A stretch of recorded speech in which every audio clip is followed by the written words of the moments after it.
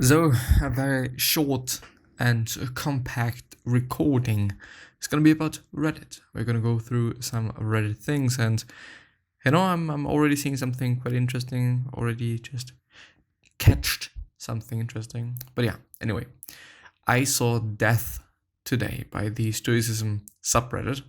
I had an interesting experience today. A friend of mine sent me a video today. It was a video of New York in 1911. The first realization I had was that all of these people are now dead.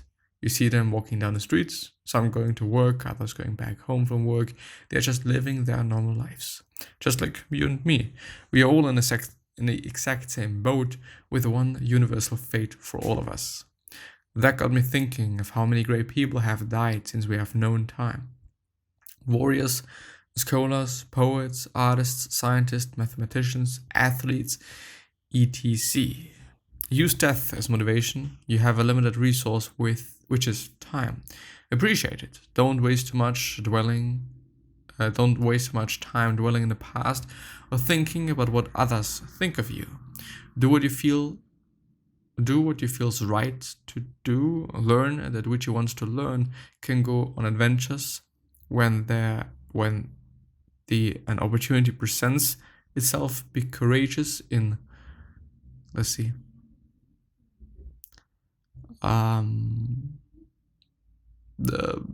where is it? I've lost it. Fuck. Do what you feel right. Do you feel right to go on adventures when the opportunity presents itself? Be courageous in time of desperation. Be yourself. We live under the same sky, sun and moon. You and I are on this journey at the same time. Let's make it a journey worthwhile. Not worthwhile, but worthwhile. Funny how life will test you the hardest as soon as you decide to become better. These tests aren't meant to stop you. They're meant to remind you why you started. Because your why will get you through anyhow. So always remember your why. In times of crisis, always remember your why.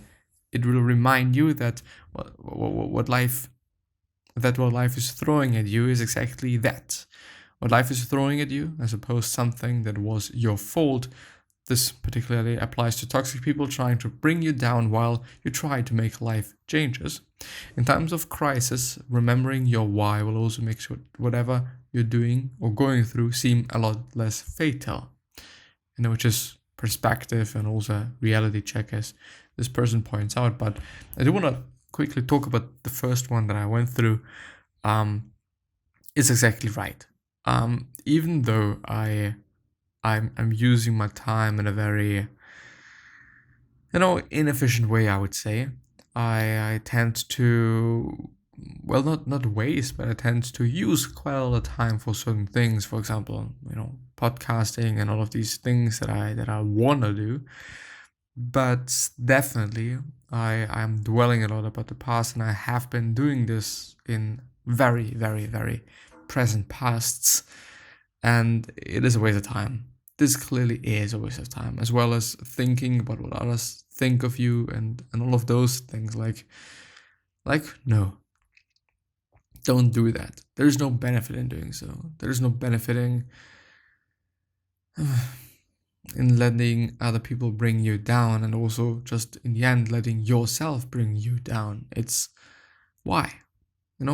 Why should one do that? It doesn't make any sense. Just making your life way worse than it could be. So don't do that. Please, please, please don't do the same as I did. Just don't. Nietzsche, the pettiness and infighting of the ancient Greeks god liberated the ancient Greeks from guilt since, gonna skip that. It is from the philosophy subreddit, but yeah. Anyway, I wouldn't understand it anyway because I don't have the background information.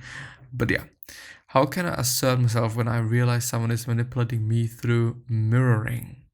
I have already experienced in the past with people manipulating me through mirroring. They copycat who people are in order to gain trust and then manipulate people more easily. Who have experience with it knows what I'm speaking about. I just feel very uncomfortable whenever these people copycat what I do and who I am, and I honestly don't know how to assert myself anyhow. I do want to point out that it mustn't necessarily be consciously done. On a weekend, today's Monday morning, I have also noticed it in myself. I've copycated another person, their posture, just because, and it is a sign of liking the other person. If you like another person, then the chance of you having the same posture as this person, or this person having the same posture as you, is very high. And I've seen it in myself, and I found that very interesting, like very, very interesting. Even though, it doesn't necessarily have to be consciously done. It could also be just because this person likes you. But if it is consciously done and you're looking through it, you're seeing it, then yeah, it is what it is. This person knows about that. This person knows how to communicate. This person knows how to use these things. And I have also used these things as well. I've been trying to copy the other person's, gestures or posture. And I don't know if it was useful. I don't necessarily think so. But yeah, it is what it is. Like, what should you be doing? If you're in a higher position, and if it is about a job interview, which I'm kind of imagining because of whatever reason, then you could just be like, well, no, I'm not going to employ you. Like, in the end, you are in charge of whatever, of a friendship, of whatever it is all about. You are in charge. Like, I don't know. And I also don't really think about kind of giving it back, doing something back to this person. Like, no, I don't necessarily believe that it is also smart or a good idea to do so. Anyway, seriously, take care of yourself today, tomorrow, and even for the rest of the year. Many people struggle to receive love because they're not giving themselves enough love, care, time, and also space. Much love to you all, and keep a smile on your face in this short lifetime. Yeah, and especially I do want to underline short lifetime, even though, in the micro, in the macro, it seems really, really long. Those 100 years, 110, however old you're gonna get, it seems very long. But in the micro, from the big perspective, no. In the micro, it seems very large and very long, but in the macro, it seems it's not that much. It really is not. It's a few years. The years go by rather quickly and whatnot. Sometimes it feels slow, sometimes it feels fast, sometimes we are happy, sometimes we are not, sometimes there's something going on, but you know what? Let's not waste our time. Let's not waste our time dwelling, being unhappy, being overly negative. Of course, if you're just, if you're depressed, there's something to do about that. And one should also do something about that, because dragging it around your whole life long is definitely not worth it, and also definitely not advisable or recommendable. But yeah.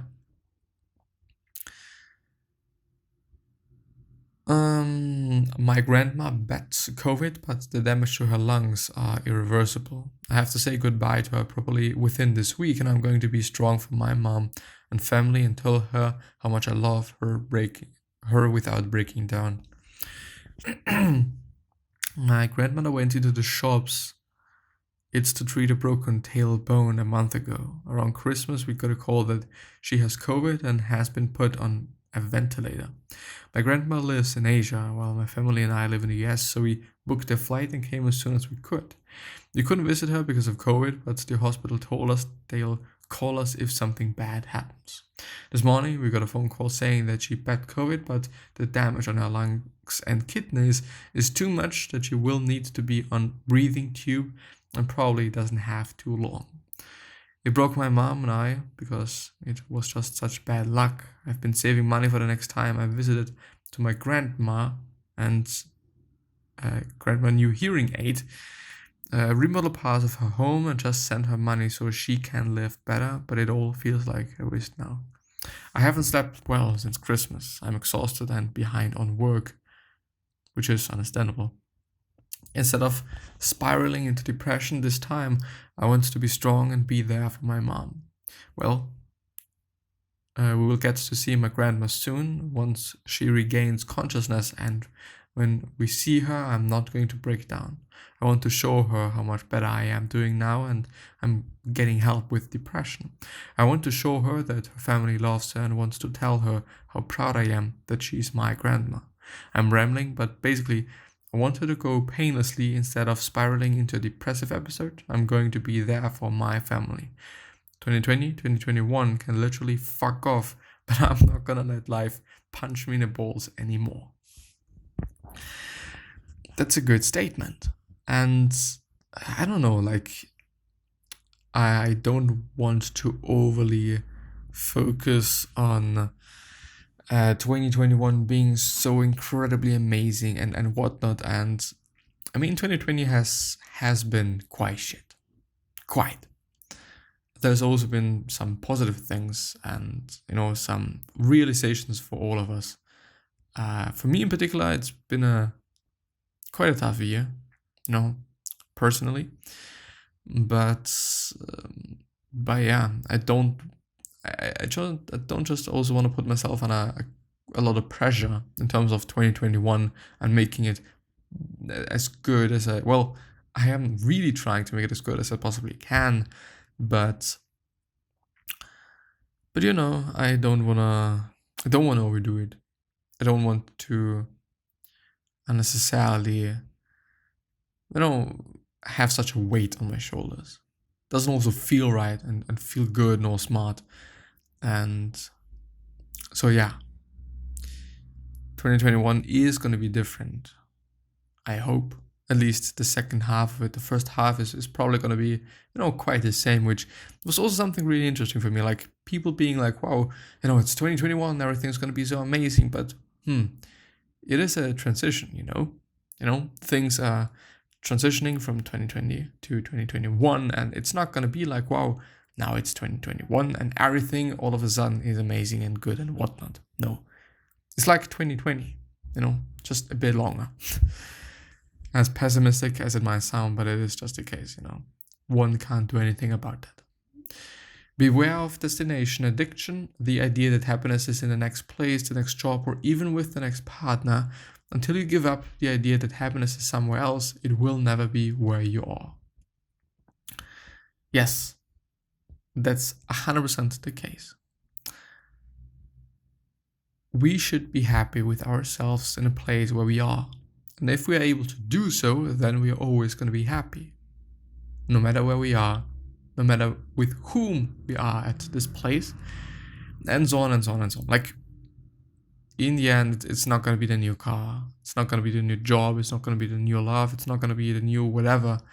If you yourself alone are unhappy, then chances are pretty good that you're not going to be happy when you are with this person and then when you're having this new job.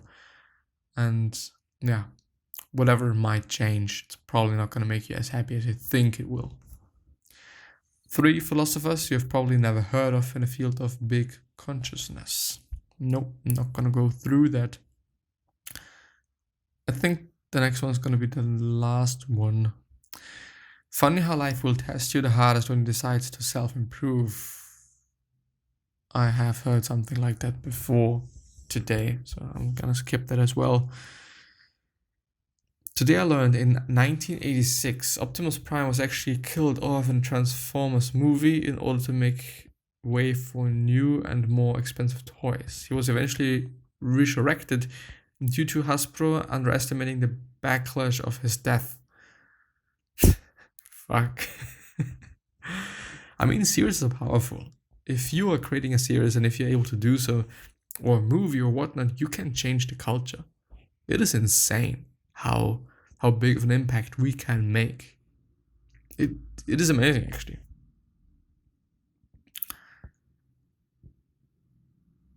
Today I chose to forgive. I can't keep harboring hate in my heart. it's changed who I am as a person. I no longer want to hate my ex for the things I wasn't happy with. I no longer want to be resentful or bitter. We are all human, and I have also made my mistakes. Today, I choose to forgive and let go, which is a good choice, which is an amazing choice. But I want to point out something as well. I in 2020 was also going through a breakup. It's probably been one of the most difficult things that I've gone through in my whole entire life, and I've completely underestimated it, and I've completely also probably dealt with it in the wrong way, concerning different aspects of things that I did. But in the end, I've realized that it is not necessarily about those things that happened to me, but those things that I did that I can't forgive myself for doing. As well as, funny, depends on how I think about it, as it might sound. It really indeed is things that I have done, things that I have said, the ways in which I've acted, the ways I've dealt with certain situations in this relationship that I'm still really unhappy with. And if I could reverse time, then I probably would, and deal with these situations differently. Probably also with the breakup per se. I mean, I made so dumb decisions, and sometimes I feel like, wow, just think a bit more. Just think a bit more and keep in mind, what you can achieve and destroy and do with your actions. Because that's insane. Especially how much pain you can give yourself. Also in the long term, as I can see right now. I mean, I've said some really stupid and dumb things and things that nobody should be doing to any other person quite. But I've done them.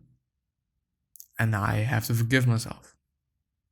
And be fine with that. And it's always going to be my history. It's always going to be part of me. Unless I change it, of course. But, it's always going to be written in this book of my life. Unfortunately. So thinking about one's actions a bit more in detail, thinking through what this could do to your life, to someone else's life, is important, and please so do that. And this is going to be like the overall message of this episode. I want it to be the overall message. Think more about the things you're about to do, whether it makes sense, whether you are in a state in which you should make decisions and whatnot. But yeah, hopefully you're going to see you next time. Please stay safe and healthy, and do something great.